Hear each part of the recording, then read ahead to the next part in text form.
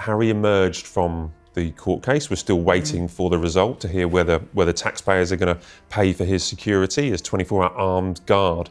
Prince Harry's American security detail has been stripped away, leaving him exposed in a foreign land. The timing couldn't be more suspicious, right after losing his RAVEC case in the UK courts. But is this merely bureaucratic procedure, or something far more calculated? The dominoes began falling the moment Harry walked away from royal duties, but who's really orchestrating his increasing isolation? The truth behind this security nightmare will shock you. But he did speak to a newspaper here in the UK outside of court, and it got published at the weekend, where he said a very interesting comment where he believed that he was trapped, or that it was an attempt to trap him by removing his security to trap him in the royal family. Before we move on, I'd like to ask you a small favour. If you appreciate this content, please take a second to like this video and subscribe to the channel. Over 98% of you watch the videos without subscribing. It costs you nothing, but it makes a huge difference to us. So did you click the subscribe button? Great, thank you so much. Now back to the video. Let's call it what it is, folks. The timing of Harry's security collapse stinks of coordination rather than coincidence. Within days of his crushing defeat in the RAVEC case, his American security arrangements mysteriously evaporated. That's not how bureaucracy typically works, is it? Bureaucracy drags its feet. It doesn't sprint into action the moment a foreign court issues a ruling. What we're witnessing appears to be a carefully orchestrated domino effect. The moment Harry stepped back from royal duties, someone began setting up the pieces. His RAVEC case exposed the harsh reality that Harry believed he deserved exceptional security despite walking away from royal responsibilities. The courts disagreed, and within an astonishingly brief window, his American security followed suit. This raises troubling questions about coordination between British and American authorities. Are we truly meant to believe these decisions occurred independently? Or were communications happening behind closed doors, with Harry's security being systematically dismantled piece by piece? The financial vise tightening around the Sussexes can't be overlooked either. Their Spotify deal has been terminated due to what sources describe as underperformance and a lack of productivity. Their Netflix arrangement reportedly faces similar scrutiny for under-delivering. As these high-profile media partnerships falter, every expense comes under the microscope.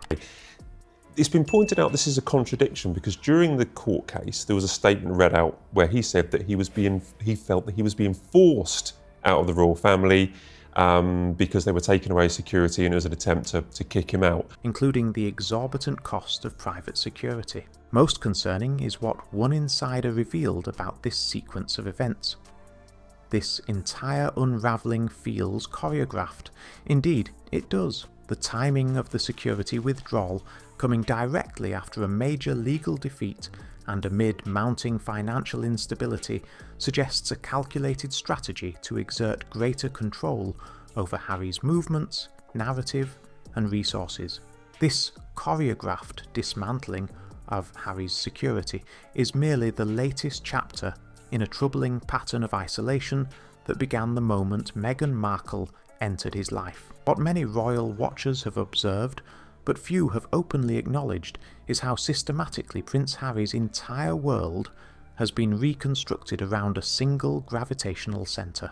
Look at the evidence. Prince William, once described as Harry's other half, has been effectively excised from his life. The military comrades who stood beside him through combat and training? Gone. The palace staff who dedicated years to supporting him? Vanished. This isn't random attrition, it's surgical precision. Former palace insiders reveal a consistent strategy at work. Relationships that don't align with Meghan's vision aren't merely deprioritised, they're eliminated entirely. Each discarded connection creates a vacuum that further concentrates decision-making power within an increasingly narrow circle where one voice dominates. The geography of this isolation strategy cannot be overlooked. Harry hasn't just lost relationships. He's been physically relocated away from everything familiar, his cultural touchstones, institutional knowledge and generational wisdom all left behind. In their place, a network of Meghan's choosing, operating by Meghan's rules. Without his own independent security arrangements, Harry now faces a new level of dependency. Sources close to the couple describe a household where major decisions, including those related to personal protection, require Meghan's approval. This power dynamic transforms security from a practical necessity into another means of control. The Sussex brand itself tells the story.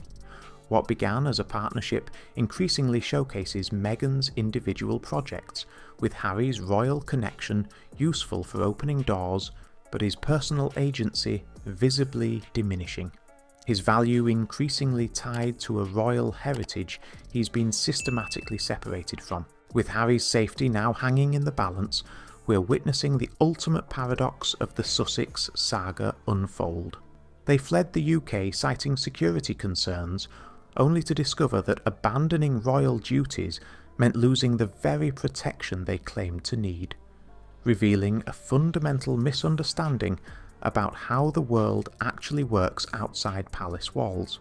The brutal truth Harry now confronts is that royal lineage may open certain doors, but it doesn't automatically guarantee the level of protection he's come to expect throughout his life. This isn't simply about badges and bodyguards, it's about an entire ecosystem of security infrastructure that can't be replicated in the private sector, regardless of wealth or status.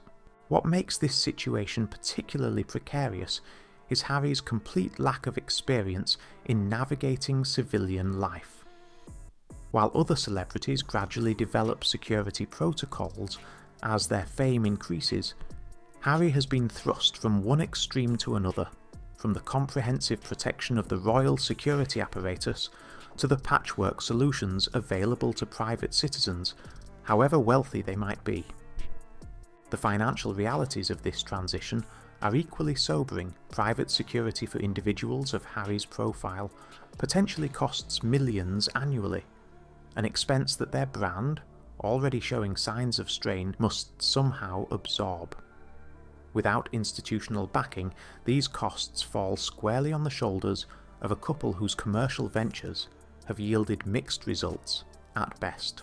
Most telling is how this situation exposes the fundamental contradiction at the heart of the Sussex project. They've crafted a narrative around unfair treatment and victimhood, while simultaneously rejecting the very institution that provided their exceptional privilege. It's the ultimate case of wanting to have your cake and eat it too. Independence without consequence, freedom without responsibility. We're witnessing the critical moment where the Sussex brand stands at the precipice. The security crisis isn't merely about protection, it's the final crumbling of an illusion that royal privileges come without royal responsibilities. As their carefully constructed world unravels, the couple faces unprecedented challenges in maintaining their relevance and financial stability. What's particularly telling is how this security debacle has exposed the fragility of their entire enterprise. The Sussex brand now desperately needs to regain narrative control or risk complete collapse. The question isn't just whether Harry and Meghan can weather this storm, but whether this crisis might ultimately force Harry to reconsider his position outside the royal fold.